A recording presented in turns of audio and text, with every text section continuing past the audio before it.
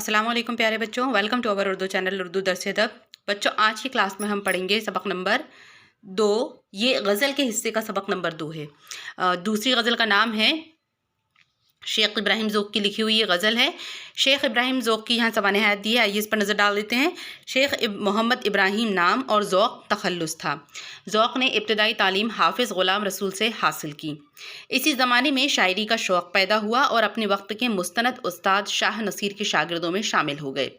रफ्ता रफ्ता मश्क़ सुखन यानी कलाम की मश्क़ की, उन्होंने कलाम को सीखा, उसकी प्रैक्टिस की और अपनी ज़हानत के बाइस यानी अपनी दिमागी अक़ल के वजह से वो बहुत कम उम्री में उस्तादी के मर्तबे को पहुँच गए। बहादुर शाह ज़फ़र की उस्तादी का फ़ख्र भी हासिल हुआ और ख़ाक़ानी हिंद और मुल्कुश शौरा के खिताबात से सरफराज किए गए। अगर आपको क्वेश्चन आ जाता है कि ज़ौक़ को कौन कौन से खिताबात से सरफराज किया गया, तो आपको पता होना चाहिए ख़ाक़ानी हिंद और मुल्कुश शौरा। बादशाह की सरपरस्ती में ज़ौक़ की ज़िंदगी आराम और आसाइश से बसर हुई। ज़ौक़ को मौसीक़ी इल्म नजूम से काफ़ी दिलचस्पी थी। अरबी और फ़ारसी और दीगर मशरिक़ी उलूम के आलिम थे, लेकिन उनका असल कमाल उनकी शायरी से ज़ाहिर हुआ। शायरी उनकी माश का ज़रिया बनी और यही फ़न उनकी क़द्र और क़ीमत का वसीला भी साबित हुआ। ज़ौक़ ने मुख्तलिफ़ असनाफ़ सुख़न में तबाज़माई की। क़सीदा उनका असल मैदान था। इस सिन्फ़ में सिर्फ़ सौदा उनसे आगे हैं। उन्होंने अपने क़सीदों में शौक़त अल्फ़ाज़, बुलंद ख़याली और मायने आफ़रीनी के साथ मुख्तलिफ़ उलूम की इस्तिलाहात से भी काम लिया है, यानी उनके कलाम की ख़ुसूसियात हैं। उनके गज़ल गोई में भी ज़ौक़ का एक ख़ास मक़ाम है। ज़बान पर क़ुदरत, बयान की सलामत, रोज़मर्रा और मुहावरे पर अपनी गिरफ़्त के लिहाज से वो मुमताज़ हैं, यानी बिल्कुल अलग हैं। अब यहाँ इसमें गज़ल के जो मुश्किल अल्फाज आए हैं उनके मायने दिए गए हैं। हयात मतलब ज़िंदगी, क़ज़ा मतलब मौत या हुक्म खुदा, बिसात मतलब चौसर और शतरंज खेलने का कपड़ा या तख्ता, बदकुमार मतलब वो ज्वारी जो गलत चाल या दाव चले, उसको बदकुमार कहते हैं। वक्त मिर्ग मौत के वक्त, फ़ग़ा आहुजारी वावेला। अब नाज़ा नाज करने वाला या फ़ख्र करने वाला, ख़र्द अक्ल दानिश्वरी अक्लमंदी दानाई हिकमत, बाद सबा सुबह की ठंडी हवा या पुरवाई।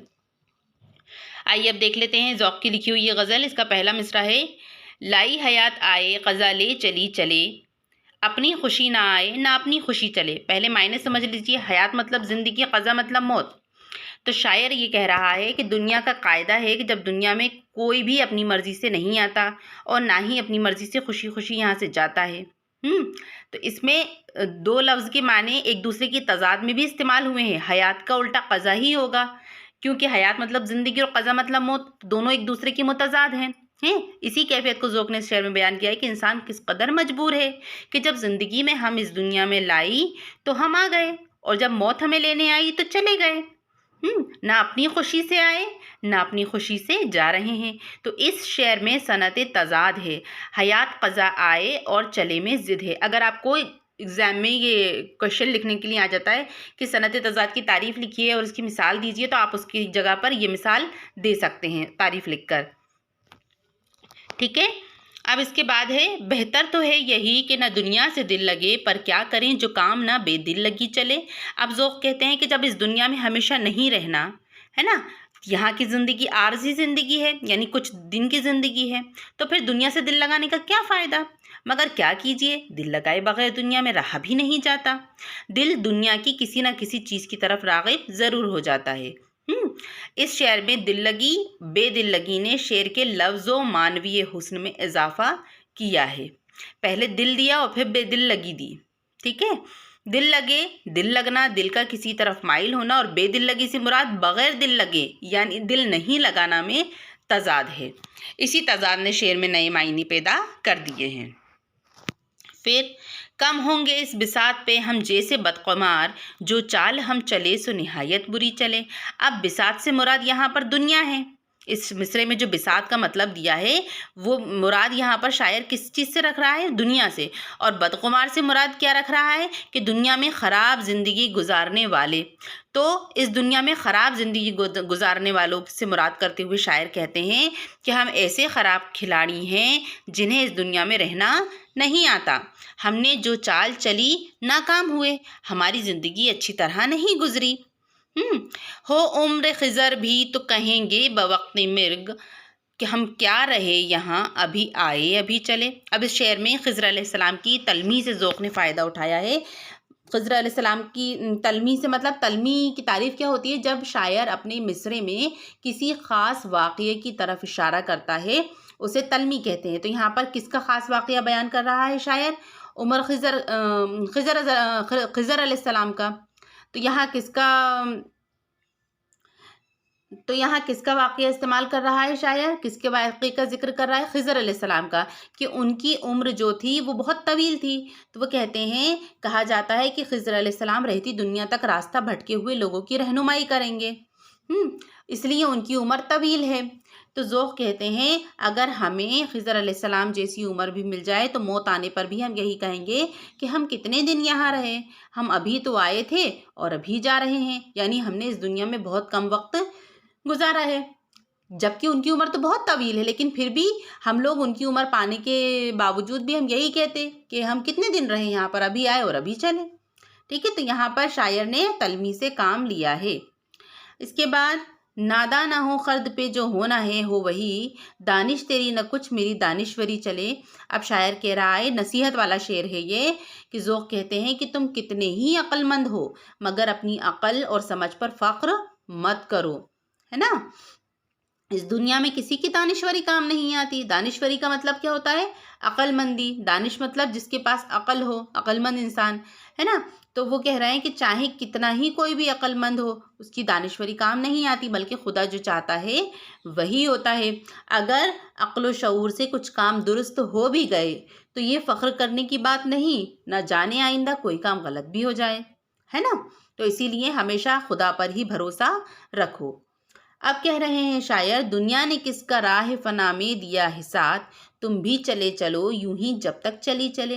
جب موت آتی ہے تو دنیا کے لوگ دیکھتے رہ جاتے ہیں، یہ دنیا خود فانی ہے، یعنی ختم ہونے والی ہے، یہاں کوئی ہمیشہ نہیں رہے گا۔ اسی لیے جب تک زندگی ہے، جب تک سانس آ رہی ہے، جیتے رہو، جب وقت آئے گا تو کوئی موت سے نہیں بچا سکتا۔ تو اسی لیے شاعر کہہ رہے ہیں کہ دنیا نے کسی کا ساتھ نہیں دیا آج تک، کیونکہ دنیا خود ختم ہونے والی ہے، یہاں جو آیا وہ جائے گا ہی۔ جاتے ہو اے شوق میں ہیں، جاتے ہوائیں شوق میں ہیں، اس چمن سے ذوق، اپنی بلا سے باد صبا اب کبھی چلے۔ اب ذوق کہتے ہیں کہ ہم دوسری دنیا کے عشق میں اس چمن سے جا رہے ہیں، ہماری بلا سے اب باد صبا کبھی چلے، ہمیں باد صبا کا انتظار نہیں۔ جو مر گیا اسے پھر دنیا سے کیا کام، یہاں بہار آئے یا خزاں آئے، وہ سب سے بے نیاز ہے، وہ سب سے دور ہے نا۔ تو شاعر کہتے ہیں کہ جب ہم اس دنیا سے چلے جائیں گے دوسری دنیا کے عشق میں گرفتار ہو کے، تو پھر ہمیں اس دنیا سے کوئی بھی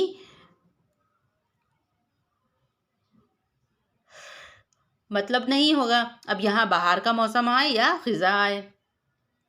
آئیے اب دیکھتے ہیں اس کے مشقی سوال و جواب۔ اس غزل کے مطلع کا مطلب سمجھائیے۔ غزل کا مطلع ہے، لائی حیات آئے قضا لے چلی چلے، اپنی خوشی نہ آئے نہ اپنی خوشی چلے۔ تو قاعدہ یہ ہے کہ اس دنیا میں نہ کوئی اپنی مرضی سے آتا ہے نہ خوشی خوشی یہاں سے جاتا ہے۔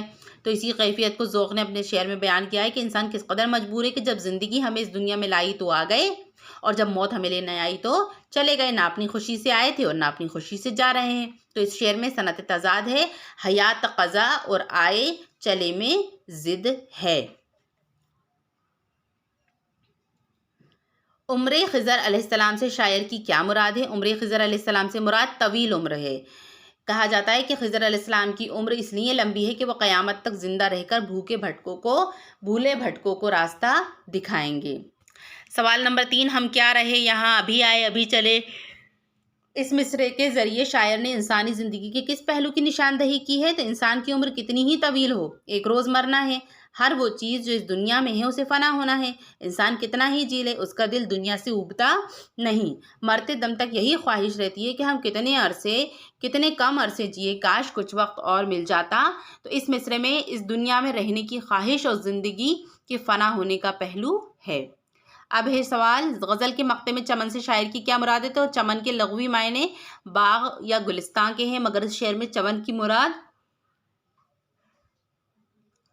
دنیا ہے۔ شاعر نے دنیا کے لیے چمن کا استعارہ استعمال کیا ہے، یعنی استعارہ اس چیز کو کہتے ہیں جو اصل معنی ہیں اس کو چھوڑ کر اسی لفظ کو کسی اور جگہ پر استعمال کیا جائے، دوسرے معنوں میں تبدیل کر کے اس کو استعارہ کہا جاتا ہے۔ ٹھیک ہے، آگے کے ویڈیوز میں آپ کو ان سبھی کی ڈیفینیشنز پڑھاؤں گی، تب آپ کو بہت اچھے سے سمجھ میں آ جائے گا۔ غزل نمبر 2 آج کی کلاس میں اتنا ہی، اب مجھے اجازت دیجیے، آداب۔